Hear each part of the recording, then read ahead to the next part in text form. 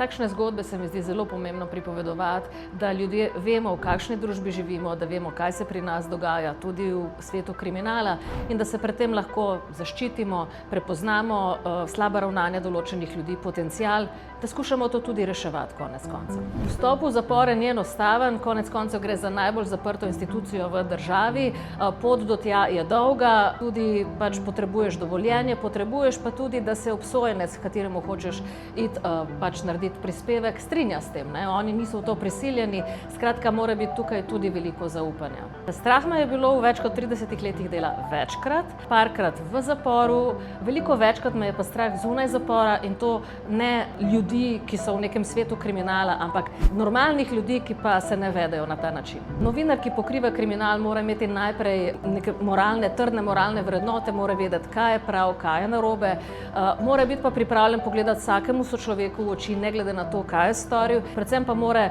biti tudi sam dovolj trden, da pogleda v oči žrtvam, svojcem žrtev kaznivih dejanj in v njihovo tragično zgodbo in življenje.